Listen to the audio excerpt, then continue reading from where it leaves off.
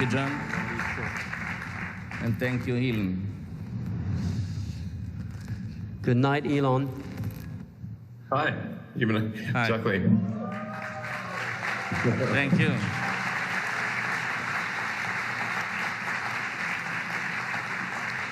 John and Elon, they will share with us their views on the future. Both are industrial leaders committed to foster innovation, supporting change, with trust for the power of technology in helping us to solve problems and achieve progress. But before we start, please take note on the side of the code number that you can type on the Slido to send us questions to our extraordinary and unique guest. Let's start from a personal note from John. John, how and when did you meet with Elon? We met in Italy, in Sicily, in 2014 after the World Cup, and we had immediately a very interesting conversation that we carried forward over the years, and the themes were artificial intelligence, human-machine interfaces, the future of our species in a multi-planet system. And what's been really good over the years is to see how that conversation and what we had discussed then ended up in actual real activities. After that, OpenAI was started, Neuralink was started, and many other projects and ventures that Elon has achieved since. And Elon, what memories you have of your conversation with John? Well, it's similar. I think we're talking about those subjects, and I just thought that John was a great person and quite insightful. But yes, at that point, we were really, Tesla was small, SpaceX was relatively small. There was no Neuralink, no boring company. So I think it was just a wide-ranging intellectual conversation, and I was just impressed with John as a person. Speaking about roots, there are similarities between Elon Musk and John Elkann. Both grew up in developing countries, in South Africa and Brazil. Both have one brother and one sister, strong affection for grandfather. Both are engineering-minded. Elon, what is the source of your inspiration? The source of my inspiration, I'd say, is somewhat philosophical.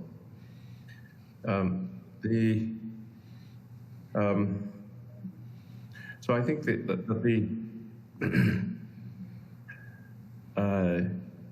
the thing we should be aiming for is increasing the scope and scale of human civilization, so as to best ask the right questions for the answer, which is reality, or the universe.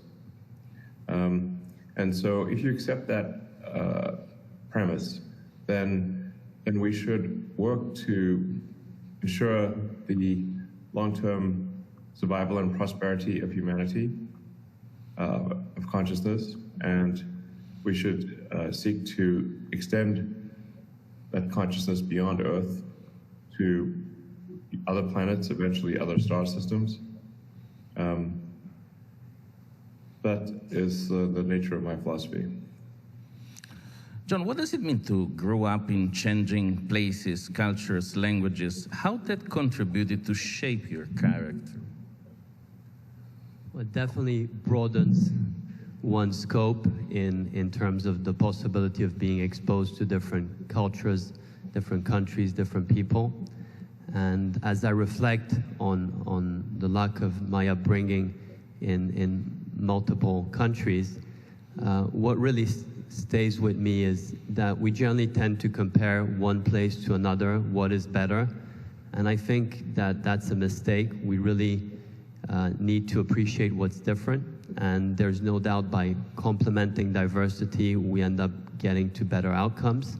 And I also think that having studied here in Torino engineering and having been living here since, the element of roots is also important. So as much as one wants to extend ourselves in planet Earth, but beyond, the roots are important and are an important factor that I've come to appreciate more over the years. Exploration means Moon, Mars, and beyond, but also the art of chasing curiosity. Elon, you are committed to take humans to Mars. What comes after Mars? Well, I think it's more than just exploration. It's actually extending the scope and scale of consciousness, and the length of time that consciousness will exist as we know it is greatly extended by being a multi-planet species. It is much harder to go and establish a self-sustaining city on Mars than it is to simply explore Mars or go for a visit. I think we need to turn Mars into another planet with life as we know it. And it's the only real possible location in the solar system where that is possible, where that can be done. So only one planet, really, Mars. So if we are able to establish a self-sustaining civilization on Mars, I think this will go a long way towards securing the long-term survival of humanity.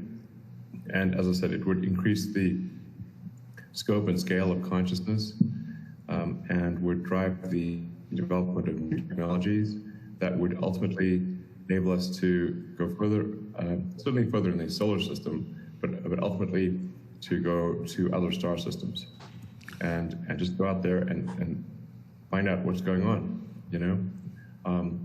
Are there other civilizations that existed perhaps hundreds of millions of years ago or a billion years ago that maybe lasted for a long time? Might have lasted for millions of years.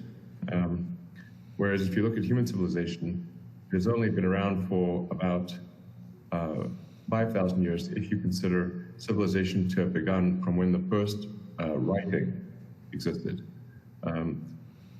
First writing in any meaningful sense existed about 5,000, maybe 6,000 years ago. So it's a very short period of time, considering that Earth is 4.5 billion years old and the universe is 13.8 billion years old. So, I think we'd learn a lot about just kind of like what the heck is going on. Where, we ultimately want to go out there and see the other star systems in our galaxy.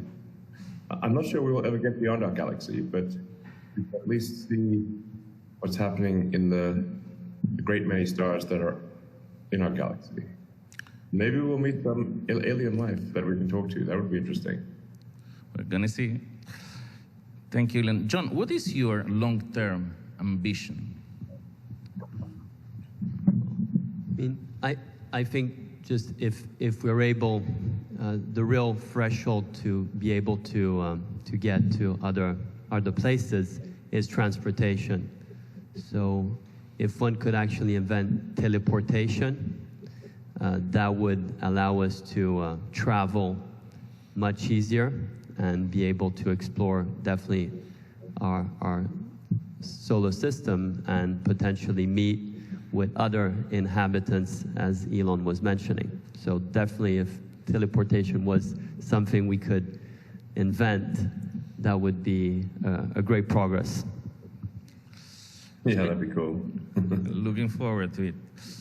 Speaking about business, you both are in charge of several businesses.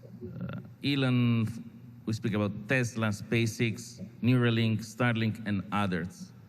John, Stellantis, Ferrari, and Exo, that means CNH, Jedi, reinsurance companies, Juventus, and others. Elon, the question for you is, you mostly created new companies. What is your recipe for that? What is my recipe? Yeah. To create.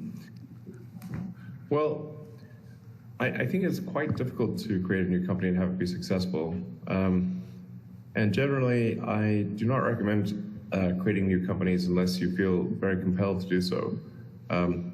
Starting a new company and making it successful, a friend of mine has a good thing for that, which is it's like eating glass and staring into the abyss.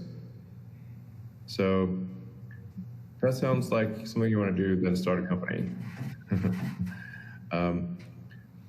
So it's quite difficult. But I mean, the basics of starting a company are, you have to have an idea that is compelling, or you think that could be a product that could be very valuable to the world. And then you've got to find a lot of talented people and convince them to do this new thing, because talented people are already doing something. So you have to convince them to do the new thing. And that can be it's very hard to do that.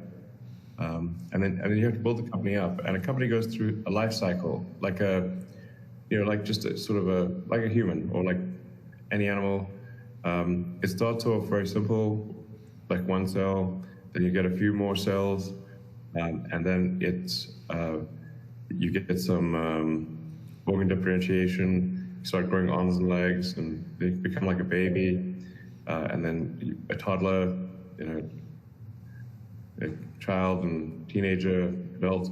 The life cycle of a company is very much like that of a creature, and you have to reinvent the company at every stage. So this is why some companies get to be a large size and some do not. Is because you actually have to reconfigure the country at the various stages of its life cycle. John, you mostly transformed existing companies. What is your recipe? I think I've been mainly exposed professionally to two industries, the car industry and the newspaper industry, which are old industries. So they come from the 19th century. And I studied engineering 20 years ago here in Torino, where two things were very true then. One was the internet and the other one was mobile. And that led to incredible things that happened on the back of it. Whilst I was very much immersed in two industries who were very much suffering from structural reasons and a lot of headwinds. And I think that what was useful was that in parallel to what I was doing, I also had the opportunity of being exposed to what was happening in other industries. And as I reflect about company, and our companies are old, they have more than 100 centuries, this moment in time and the decade we're in is a very exciting one for the opportunity of renewal that it gives. And you can see that transformation is incredibly, if you are very committed to it, which is really the difficulty in a company which has very strong embedded habits, is able to give you great benefits. Having said that, it is incredibly painful.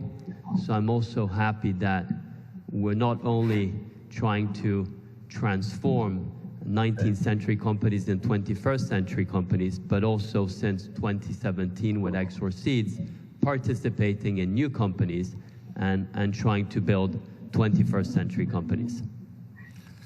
Thank you. Speaking about business, we are in front of a public today of startup, an audience of leaders, mostly young, that take risk, overcome problems, and look for solutions. You are both roller coasters, used to go from risk to successes. John, you have survived 3 different crises. What does it mean for you that?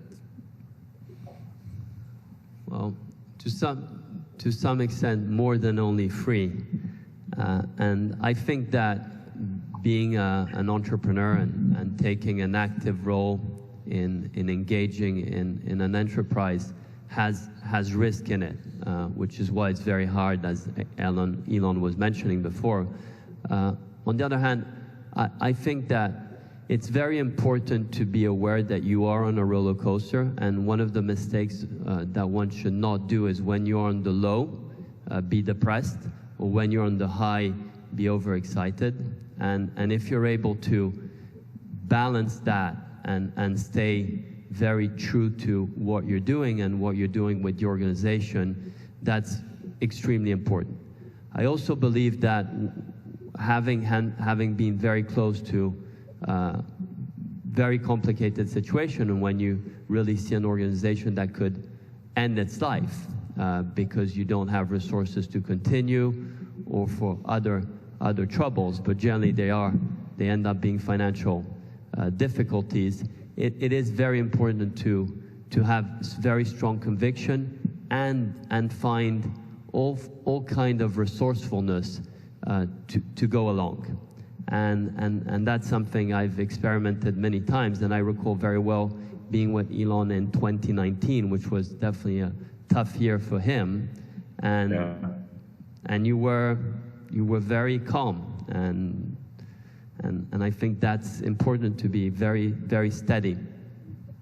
Yeah, speaking about you, Elon, the 2019 and also 2008, when many people wrote off Tesla. How could you reverse the situation then? Yeah, that was a very difficult time. I think, like John, we've gone through many difficult times. The Tesla has come close to bankruptcy, I don't know, maybe half a dozen times over its life. And actually, probably the most serious one was 2008 and 2009, because Tesla was just a very small company making, in low volume, a sports car that was kind of expensive, and it was basically the only electric car being built at the time. So it was very difficult to get customers and very difficult to get investors. And although I had money from PayPal, I had actually run out of the money from PayPal. So I personally had no money left. In fact, I had to borrow money from friends to pay the rent. I didn't even have a house. So it was pretty intense. And like in that case, we actually raised the money to keep the company going on Christmas Eve of 2008. And that was the last hour of the last day that it was possible to raise money. And if that call had not gone well, then we would have gone bankrupt. That was pretty intense. And then the next most intense time was, the 2018, 2019, when we were struggling to get the Model 3 to volume production. And so we were really in a very tough situation. Because the thing that's, I think a lot of people don't fully appreciate is that while it's actually relatively easy to come up with prototypes and show cars, it is very difficult to achieve volume manufacturing. The notable thing I think about Tesla is not so much that Tesla made electric cars, because others have made electric cars, but rather that Tesla was able to achieve volume manufacturing, I think, as the first US company to achieve volume manufacturing in 100 years, after Chrysler in the 20s. So the difficulty of this cannot be overstated. Production is staggeringly hard, and I have a great deal of respect for people companies and people that are able to do volume production and make good products and actually be prosperous. It's very difficult. So it's just one thing after another. And I'd say probably the longest extended period of pain that I've had is from 2017 to 2019. Just about almost 3 years there. Actually, it was great talking to John, actually. John was very supportive. And so... And on that manufacturing, we are very happy as Comau to be part of how you guys sorted it out. Yeah, thank you. Yeah, Comau was great. So, yeah, but very, very tough. You know, the thing about, that's one of the things that makes cars especially difficult for manufacturing is that there are on the order of 10,000 unique parts or processes in vehicle production. And if even one of those has a problem, you cannot make the car. So the production moves as fast as the slowest, least lucky, least competent of, let's say, at least 10,000 unique parts and processes, some of which are within your control and some of which are at suppliers. So it's just very hard. I was sleeping in the factory for quite a while there. Thank you, Elon. A crucial topic for all of us today is energy. We know that electric energy is the future for cars. And we know very well that we have to cut emission. But how can we produce enough energy to sustain growth? Elon. Yeah, I think the long term, we'll get most of our energy from solar and wind, in addition to geothermal and hydropower. And I would say also people should really think positively of nuclear energy. I'm talking about just traditional nuclear energy that's well engineered. I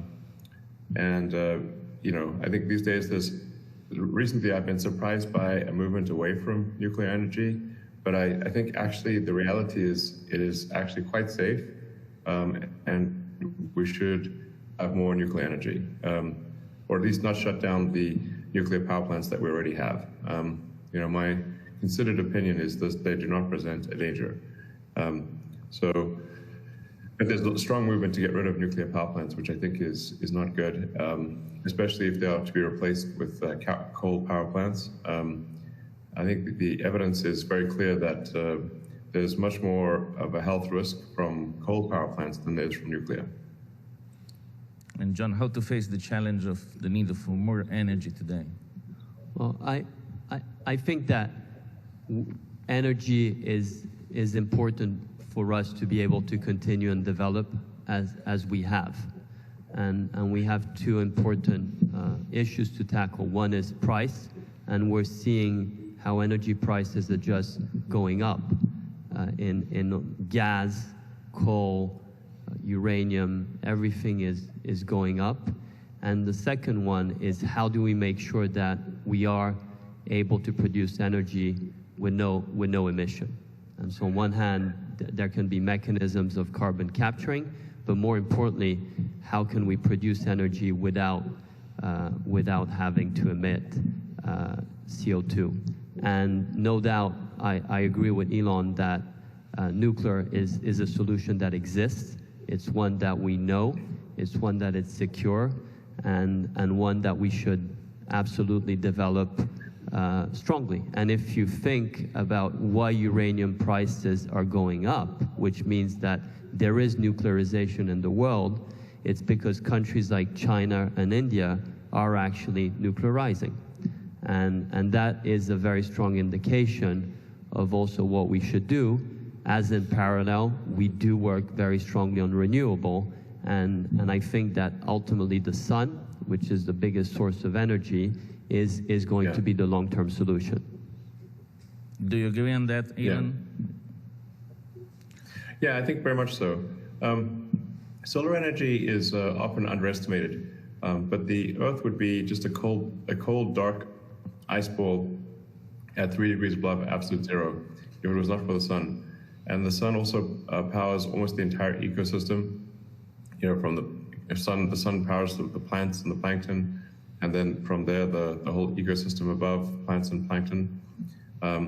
So you can think of really Earth as being already almost entirely solar powered, and so but then there's like a little bit of extra power that's needed to power human civilization, which is small compared to the total solar incidence on Earth. The solar energy on Earth is approximately a gigawatt per square kilometer. And if you wanted to, say, power all of Europe with solar, you would only need a fairly small piece of land, but in reality, it would be distributed over many pieces of land, so you don't have to have too many long power lines. But basically, like as a rough guide, about 200 kilometers by 200 kilometers of solar would power all of Europe. Maybe even a little bit less, but comfortably 200 kilometers by 200 kilometers of solar would power all of Europe. So, this could be a combination of land within Europe, or perhaps just across the Mediterranean, where there's a lot of sun. But basically, there's so much solar that you could very, very easily, with a very small patch of land, relatively speaking, power all of Europe, all of the world, in fact. So this is important to appreciate, that only a very small portion of the world would need to have solar panels to power all of civilization, and then an even smaller piece of land would be required for the batteries required to store that solar energy overnight, so that you can have energy at night and during the day. Coming to the new horizons of life, Neuralink is a developing brain-computer neural interfaces. How can human beings interact with machine, Elon? Sure. So, the full story of Neuralink is quite complicated. The overarching goal with Neuralink is to mitigate the AI control risk, so that as AI gets smarter and smarter, we need to do something to enhance the bandwidth between ourselves and machine extension of ourselves. Like, we are already a cyborg to some degree, in that our phones and our laptops and our computer applications are an extension of ourselves. But the bandwidth to the computers, especially to the phone, is very slow, where we essentially are outputting with thumbs, two slow-moving thumbs. This is a very low bandwidth situation. So I think from an existential threat standpoint, Neuralink is aimed at improving human-machine symbiosis, with the idea of ensuring that humanity can have a good coexistence with artificial intelligence. Now, in the short term, over the next several years, Neuralink will attempt to solve a number of brain injuries and brain diseases. So our first application, for example, is to enable someone who is a quadriplegic or tetraplegic to be able to control their computer or their phone just by thinking. And we've already demonstrated this actually with a monkey that can play video games and use a mouse cursor and click on things on a computer. And so we're very confident that this will work. And hopefully we'll have our first human trials in the next 6 months or so.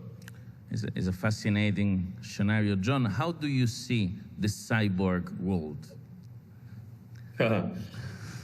Well, I think that we are in a decade where we're going to see the evolution of our smartphones, which is the first application of being cyborgs, change. And how will that object evolve? You could argue that it's going to be with, we have all these glasses that are going to allow us to use AR and VR technologies, or as an extension of what Neuralink is doing, we could actually ourselves be enabled with technology. But as I reflect on all of these evolutions and how we humans can work and cooperate more with machines, what I also find very interesting, and the avenue that all of this could open, is if we think about our relationship with nature, aren't these technologies also going to help us understand better nature? And if you could actually communicate with your dog or with your trees, wouldn't that open up a whole universe? Sure. It's a window on the future opportunities that we may. Do you want to share the animal, Elon, that the Neuralink team would be most excited in communicating with? Well, I think the things that animals want to communicate with, as far as we can tell, tend to be fairly straightforward. Probably monkeys are the most sophisticated. But I think you could communicate with your dog, I suppose. Although I think I know what my dog would want.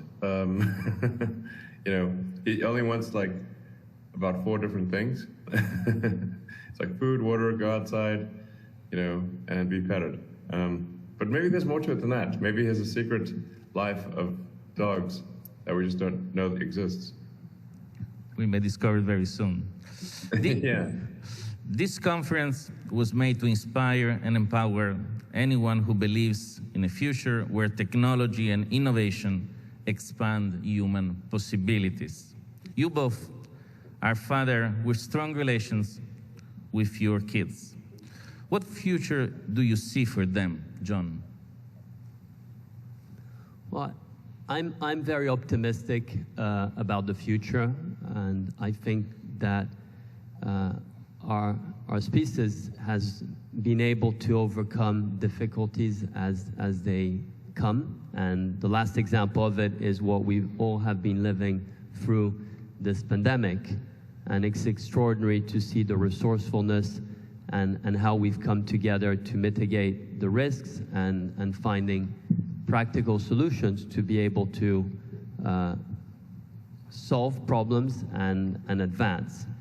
And this is what gives me a huge amount of optimism combined with really seeing younger generations. So if I think about my kids, their friends, also all the young women and men that I've interacted with yesterday and today, and how clever they are, and also their ambition in being forces of good, that gives me a lot of confidence in our future. Elon? Yeah, I also I believe one should be optimistic about the future. I'm generally of the view philosophically that it's better to be optimistic and wrong occasionally than pessimistic and right. I think you want to look on the bright side of things, and I'm a little worried that young people today maybe sometimes are a little pessimistic about the future, but I'd like to just assure people that so long as we are not complacent, we will solve the climate crisis, and we will solve these issues. We obviously need to take them seriously and work hard to solve them. They will be solved, and that people should be optimistic about the future and work to make that optimistic future real. They say that the best way to predict the future is to create it. And so if you take the actions necessary for there to be a good future, then we will have a good future. So I'd encourage people to be optimistic, take the actions that will create a good future, and we will have one. Thank you, Elon. We got a few questions from the audience. The first one is for you both. How do you learn? What is your way to process information to make the right question and find the answer? John? Well, I'm very eager to learn and have had the good fortune of being exposed to many different situations, out of which I've always found that by doing, you learn. But more importantly, I think that interaction with people and going to sources of knowledge, and there are incredible masters, teachers that you can learn from. And as you have those interactions, I agree that the questions, like how you ask, what you ask, and being genuinely interested. Now, you have the risk of some people asking questions because they like to hear what they're asking, but if you generally want to hear the answer, that's been for me the biggest learning opportunity I've had, Maurizio. Elon? Yeah, I think you really want to try to learn at every opportunity, and it's great to read books and talk to interesting people and learn as much as possible. I suppose it was I don't know, Plato or someone who said, or maybe attributed to Socrates, if I know anything, it's that I know nothing. And so essentially, just taking that attitude that really we wish to be less foolish over time.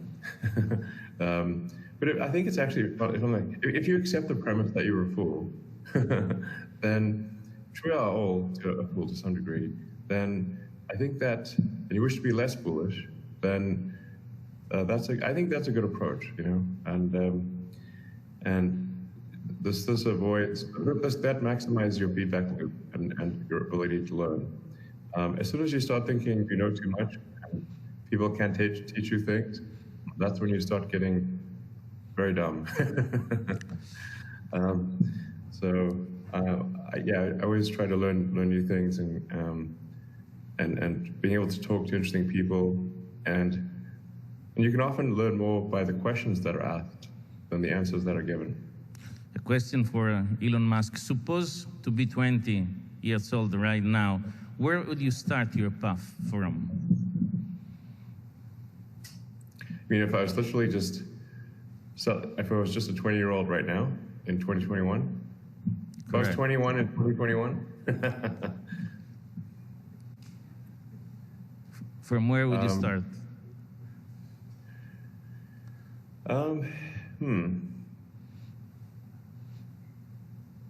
Well, I mean, assuming that I'm still a technologist, then I think there's a lot of opportunity in synthetic RNA. The vaccines that were developed, apart from the ones that were done by BioNTech and Moderna, are really the beginning of what I call digital medicine, or medicine as software. And I think I would say, what's the single biggest opportunity I see right now? It's probably synthetic RNA and the potential for revolutionizing medicine in that way. There's also artificial intelligence. There's one of my favorites which is tunnels. We need a lot of tunnels to address the traffic in major cities. And then there's obviously the continued electrification of transport with aircraft and boats, in addition to cars. Let's see. There's many other things that will come up as well. So I think we live at a very exciting time. If you look at the whole history of the world and humanity, this is a time of the greatest technological growth in history. And it seems to be accelerating. A question for John Elkann. Will we ever see an autonomous Ferrari car? Well, that would be sad to have a Ferrari autonomous car, as the essence of having a Ferrari is to be able to drive it. And I think that in a world where autonomy will capture a bigger part of how we move, the value of driving will increase. So if we go by analogy, when we had horses and carriages, stallions existed too, and race horses existed. But as those disappeared, stallions and race horses continue to exist and are very valuable and very appreciated. So to some extent, that's where I think Ferrari is and should continue being. Yeah, I agreed. It's on the logo.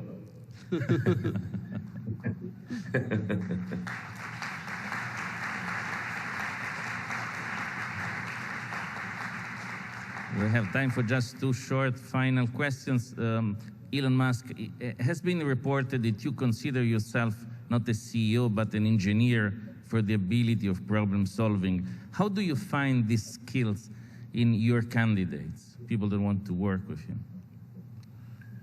How do I find engineering skills with the ability of problem solving? Oh, yeah.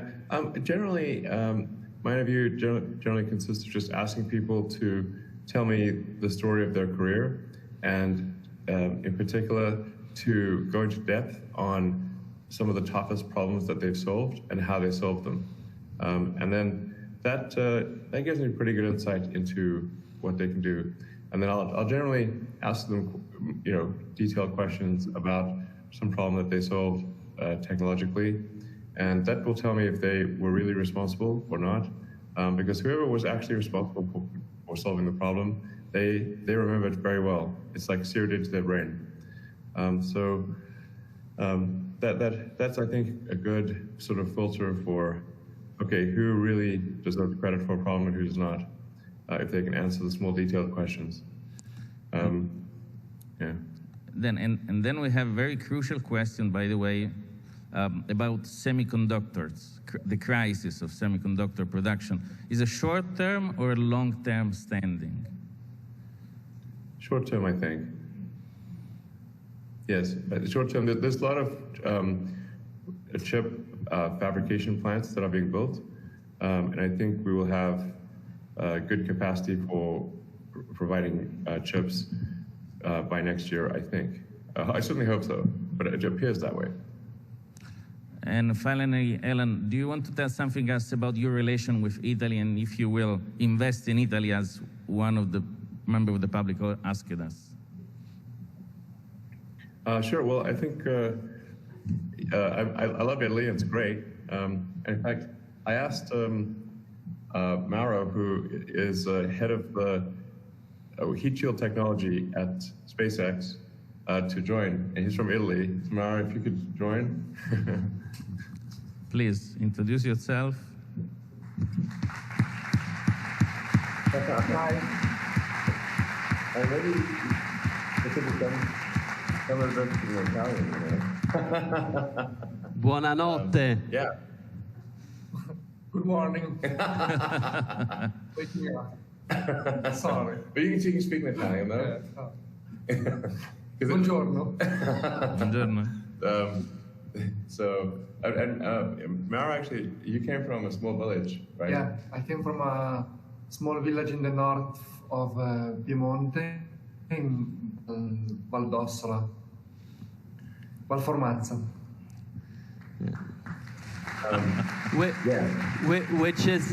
Which is in the same region Torino is in. Absolutely. And Yeah, but I think it's funny, just think about, you grew up in, I mean, your family's been there for a long time. Yeah, like several hundred years. Several hundred years in the village. Yes. And then you decided you wanted to work on technology.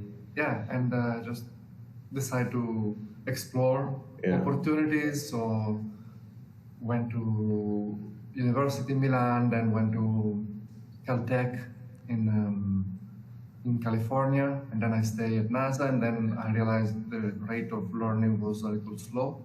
So I'm very happy to join SpaceX for several years and work together. Can you tell us what he does in your team? Oh, yes. Yeah. Basically, should Mauro talk in Italian for a bit? Or that would be great. That would be wonderful. Yes. Okay.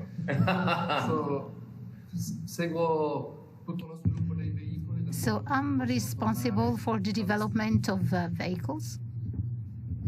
Quando stanno a 20-25 Mach e devono fermarsi senza distruggersi, senza... So when they have to stop and burn.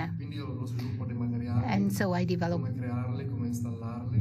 materials, how to create them, how to reuse them.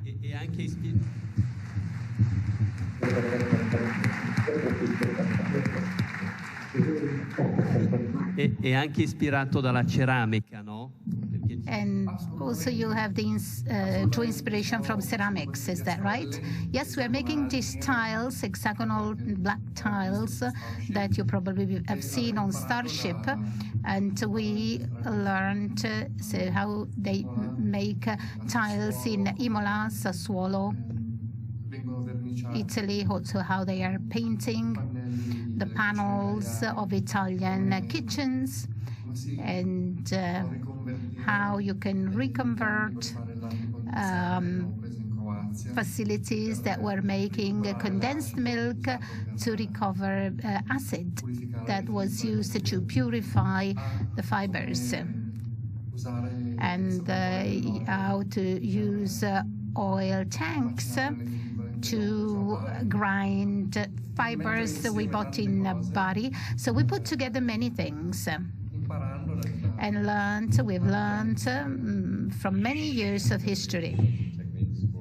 I use like the system to recover acid is basically a milking, like a milk condensing plant. Yeah. That we bought in Croatia, and we actually bought it in Scotland, but was previously used in Croatia. But like for we're making some of the most advanced heat shield technology, in fact, the most technology in the world.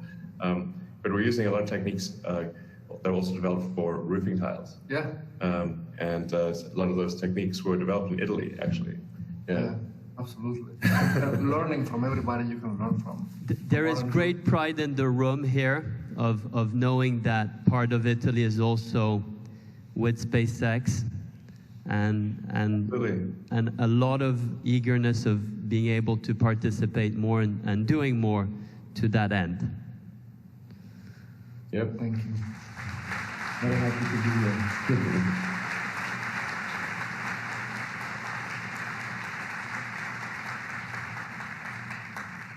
Now? And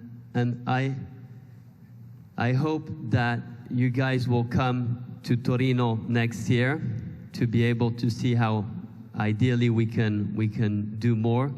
And Torino is the capital of space of Italy, and it's also the capital of cars, which are two important passions for Elon. But we had prepared also Torino being the capital of chocolate, and knowing you like Peirano chocolate, Sure. we have this very special space chocolate that will be waiting Cool, for you when you come next time. All right.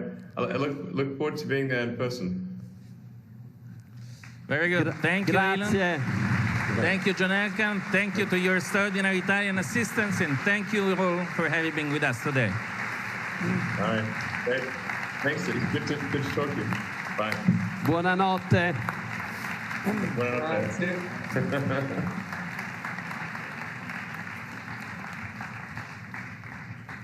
Grazie, Riccardo. Grazie a voi, bellissimo. Allora, ci siamo chiesti a lungo. Very well. We've wondered what could come after the dialogue between Elon Musk and Dialogue, and some said nothing.